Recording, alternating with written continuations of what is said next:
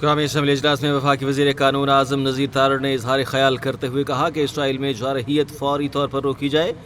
اسرائیل نے فلسطین کو ملیامیٹ کر دیا ہے۔ غزہ میں جاری ظلم و ستم پر عالمی برادری کی خاموشی افسوسناک ہے۔ اور حکومت بھی یہی سمجھتی ہے کہ یہی فورم ہے جس پہ بات ہو۔ میں دونوں اطراف سے یہ کہوں گا کہ آپ یونانیمسلی اس پہ ریزالو کر دیں کہ ابھی کرنا ہے ابھی شروع کر دیں۔ کویسچن آر کے بعد کئی دفعہ یہ ہوتا ہے کہ کویسچن آر کے بعد جائے گا تو کئی دفعہ ٹائم کنسٹرینٹس ہوتے ہیں کہ کچھ زیادہ دوست بولنا چاہتے ہیں یا کم بولنا چاہتے ہیں، تھوڑا ٹائم ایکسٹرا مل جائے گا۔ لیکن میں سید نوید قمر صاحب سے یہ ملتمس ہوں گا کہ جو بھی کرنا ہے کنسنسس سے کر لے، اور پھر صرف ایک ایشو پہ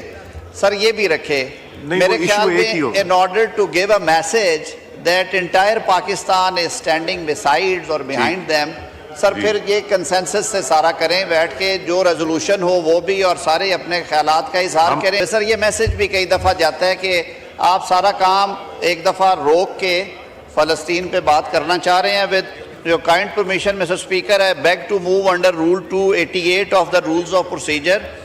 and Conduct of Business in the National Assembly 2007 that the requirements of Rule 69 of the said rules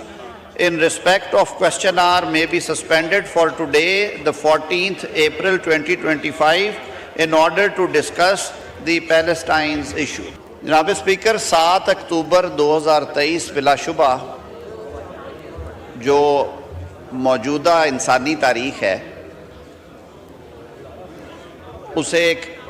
crisis کے دن کے حوالے سے یاد رکھا جائے گا کہ جس طرح کا وحشیانہ انداز اپنایا ریاست اسرائیل نے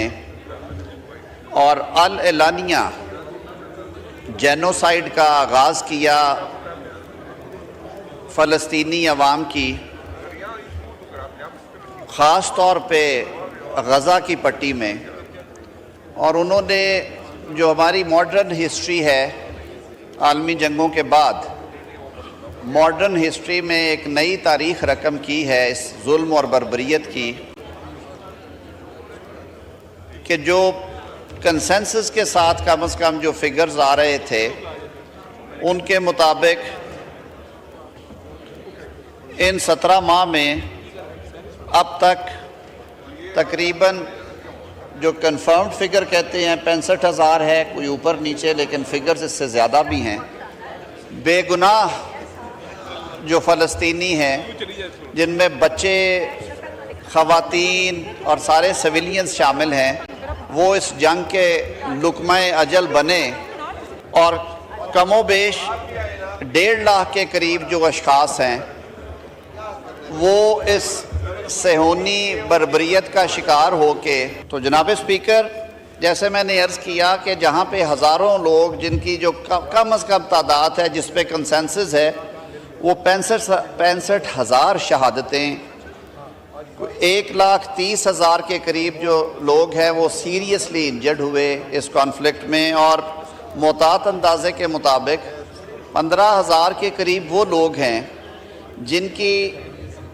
ویئر اباؤٹس جو ہے وہ نہیں مل سکے، کیونکہ جس بربریت کے ساتھ